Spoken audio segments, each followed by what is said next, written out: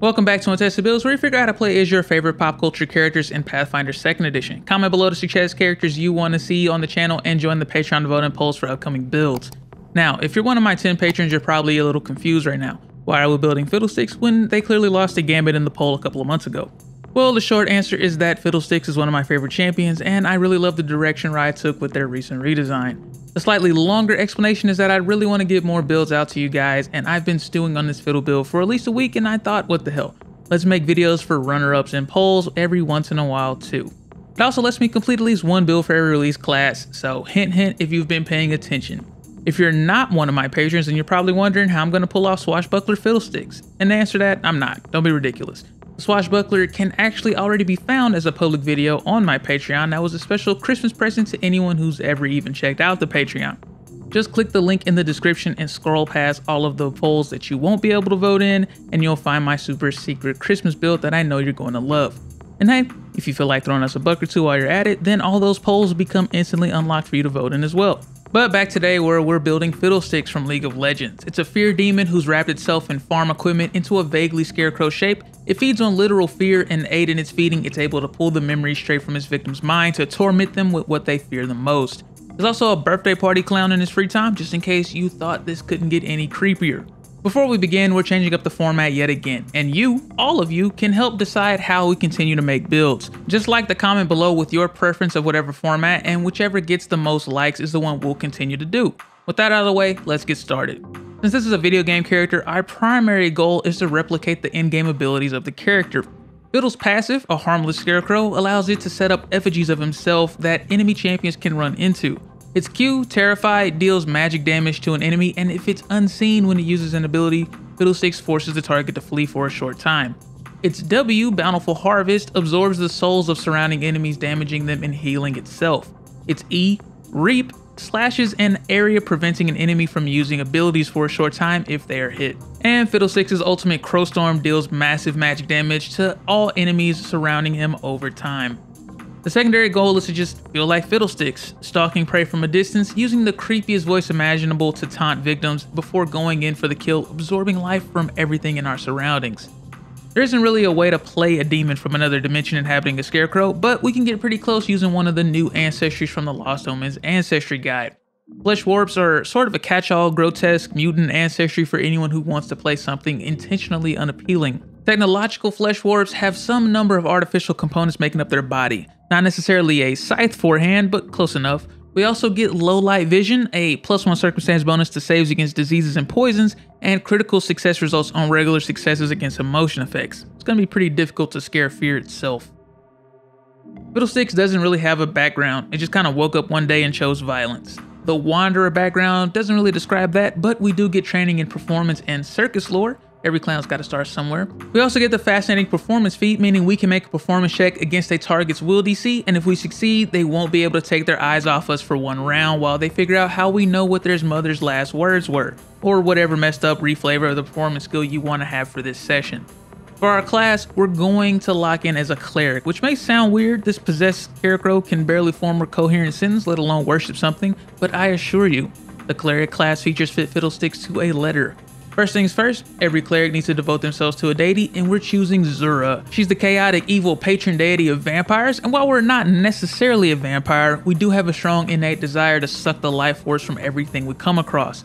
Also, her domains of delirium and nightmares are of particular interest to a fear-based character. Going close to Cleric because we're going to be fully dedicated to spellcasting, meaning we're going to top out our curve at Legendary Divine Spellcasting like any respectable caster class, and we get the Domain Initiate class feat for free, so we'll grab the initial domain spell from the Nightmare domain.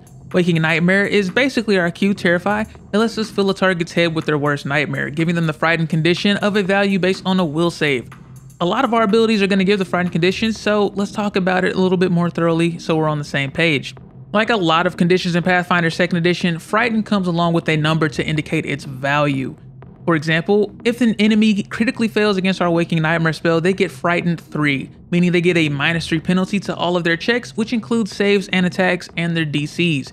Meaning not only are they going to be more susceptible to future spells, but they'll also be less effective at basically everything they try. The frightened condition does go away on its own eventually. At the end of each of their turns, the frightened condition gets reduced by 1. Meaning in our example, on the first turn with the condition, they get a -3 on basically everything. Then on their second turn, they get a -2 and so on until eventually they don't have the condition anymore. But other than waiting for it to go away naturally, they don't really have a way to get rid of it. Back to the class stuff for the final Cleric class feature we're going to talk about, and it's actually the most important part of the build. Divine Font gives us extra spell slots equal to 1 plus our charisma modifier that are auto heightened to our highest spell level, but we can only use them to cast the harm spell thanks to our chosen deity. Harm in essence deals 1d8 negative damage to a living creature or restores 1d8 hit points to an undead creature. What makes it Fiddlesticks, however, is that we can actually choose how many actions we spend to cast the spell. The Virgin 1 action harm is a touch range spell, genuinely awful. The second action version isn't bad. We get a 30-foot range and some extra healing if we target an undead, and it would be fine for old Fiddlesticks, but new Fiddlesticks has a badass AoE drain spell. The 3 action harm sends out a 30-foot emanation, dealing negative damage to everything foolish enough to be close to us. Now that the basics are out of the way, we're actually doing something a little different with our stats. We're maxing Wisdom, obviously, since it's our casting modifier, and Fiddlesticks is a creature of pure instinct. Where we're breaking the norm is that we're actually going to take a voluntary flaw to increase our charisma a bit higher than normal for more harm spells, and also better intimidation for when we don't want to waste a spell just to get the frightened condition off. Next is Constitution. We're going to want as much health as we can squeeze into the build, and it's not like Fiddlesticks really has much of a body to get hurt. Intelligence and Dexterity are flat because we don't really think about what we do, and it's also kind of hard to walk around with rope and pulleys for legs. Lastly, we're doping Strength. We have literally no muscle to speak of, and if we ever need to attempt a strike action, we've already failed the encounter anyway. For our ability boost, we're going to focus on increasing Wisdom and Charisma, obviously, but we're going to go for Constitution and Dexterity as well for that extra survivability. For our skills, we're going to be trained in Deception, Diplomacy, Intimidation, and Performance to get the most out of our Charisma. We'll get Circus, Lore, and Religion from our background and class, but we aren't focusing on those really. And finally, Stealth, since we're all about being able to stalk our victims and hide in plain sight as an innocuous Scarecrow. For our skill increases, we're taking Legendary in Deception, Intimidation, and Stealth since that's our bread and butter. Now for the part you've all been waiting for, and the best part of character creation in my opinion, it's the feats, of course. Our ancestry feats are all about making us as visually frightening as possible. We're starting out with Startling Appearance for free, Training and Intimidation, and the Intimidating Glare feat for free, which means we can demoralize as a visual trait instead of an auditory one to get through any language barriers. Gaping Flesh lets us sicken a creature that makes a melee strike against us if they fail a Fortitude save, giving us a much needed use for our reaction. We're grabbing Deep Vision because stalking prey at night gets a lot easier with Dark Vision. Fiddlestick's true form is a swirling mass of blackness, so it's only natural that we grab Spew Tentacles so we can cast Black Tentacles once per day as an innate occult spell. Summoning Black Tentacles that make spell attack rolls to deal 3d6 bludgeoning damage and grabbing creatures who get hit. Augment Senses basically gives us some enhanced seeking abilities for a round, pretty useful if our prey decides it wants to play hide and seek during our little game. For our class feats, we're generally focusing on grabbing more domain spells. Expanded Domain Initiate gives us access to the Delirium Domain for the Hyper-Focus Focus spell, which basically gives the target a perception bonus to anything within 20 feet of them, but they can no longer perceive anything outside of 20 feet with any of their senses. Perfect for stalking prey even without the cover of darkness. 2 instances of Advanced Domain give us the advanced spells from the Nightmare and Delirium Domain. Shared Nightmare potentially gives a creature the confused condition based on a will save, but will be confused instead if they succeed.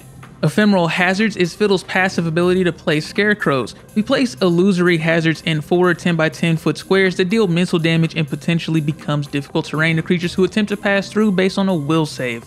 Domain Focus and Domain Wellspring allow us to regain 2 or 3 focus points respectively on a refocus activity instead of just 1 in case your GM is a stickler for time.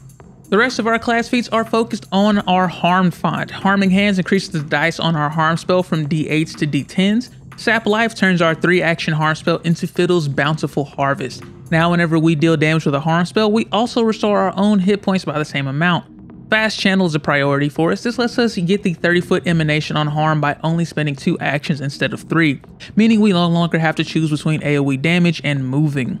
Eternal Bane is the only class feat we're taking not directly to our domain spells or divine font. With this, our body constantly casts the Bane spell in a 15-foot radius around us, so anyone who enters the area and fails a will save gets a -1 status penalty to their attack rolls as long as they remain in the area. This doesn't stack with the penalties they take from the frightened condition, but this can help us survive in case some would-be heroes actually manage to get the jump on us. For our skill and general feats, we're basically grabbing everything we can from intimidation, quick coercion and group coercion for maximum intimidation during social encounters, battle cry, terrifying resistance, and scare to death for more intimidation effectiveness in combat, shadow mark, foil senses, and swift sneak and legendary sneak work together to keep us undetected or at least concealed until we're done playing with our food. Quick disguise allows us to go full Scarecrow mode as a 3-action activity once we're legendary in deception. Our general feats might look a little strange at first, toughness and fleet because they're really good obviously, but we're also taking skitter and breath control to bring some more inhuman flavor to the build, running on all fours and being able to hold our breath while pretending to be a scarecrow and all. We're also taking Ancestral Paragon to grab living weapon for a 1d4 slash and claw attack with agile and finesse, but that's bad, just attack with cantrips instead. Divine Lance makes for a decent enough ranged auto attack for when you don't want to waste a harm spell. We make a choice either between chaotic or evil, then make a spell attack roll to deal 1d4 plus our wisdom modifier of the chosen damage type. If chaos or evil aren't going to cut it, daze is a decent backup. We deal mental damage equal to our wisdom modifier to a creature who fails a will save, stunning them if they critically fail. For our leveled spells, we're only going to go over the most in-character options, but as always, take whatever your campaign needs.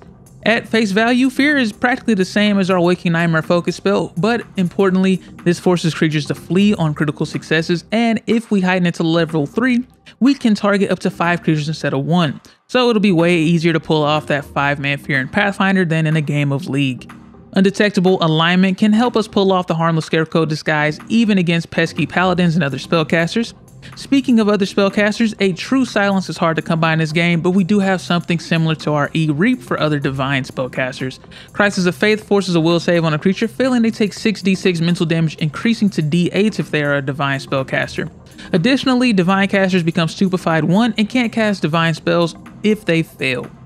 Drop Dead allows us to make ourselves appear to die when we're hit with an attack. As a reaction, an illusory corpse falls to the ground and the target becomes invisible for as long as the spell is sustained or until we make a hostile action. There's actually a lot going into this harmless Scarecrow routine than I thought there'd be. And finally, for our ultimate Crowstorm, Wail of the Banshee deals 8d10 negative damage to each creature in a 40-foot emanation, inflicting the drain condition to creatures who fail or critically fail a fortitude save. Now that we've gone over everything, let's look at the pros and cons of this build. For starters, we've got some sweet consistent damage and survivability with our Sap Life font. If you've never played with a cleric in your party, it might be hard to realize just how big a 30-foot emanation really is. Our spells usually deal mental damage or negative damage, which aren't commonly resisted damage types, at least among living creatures. We are also really good at messing with NPCs, inflicting all kinds of conditions and weird status effects to make sure they're right where we want them to be before we suck them dry. For cons, you're basically forced into playing chaotic evil, or at least neutral evil. Your GM might not be too keen on just how good you are at torturing NPCs. Your party might not be too keen on your combat style either, unless they're Dampers or Grave Orcs, or have some other ability to not be affected by all the negative damage you're going to be putting out. They're going to have a bad time otherwise. Lastly, almost all of our spells and abilities depend on will saves, so you might find yourself struggling against a certain investigator dressed as a giant bat. Wait a minute, that's a different Scarecrow. Thanks for tuning in to another build. Let us know how you like the new format. Subscribe to be notified whenever we post a new build, and join the Patreon to vote between Mario from Super Mario, the Knight from Hollow Knight, or Sonic the Hedgehog. Character sheets for Fiddlesticks and more are available to our alpha tester patrons or over on the channel's Gumroad page for a one-time donation instead. Links are in the description. Thanks for everyone's support. It really does mean the world to us. Have a great week, take care, and play more Pathfinder.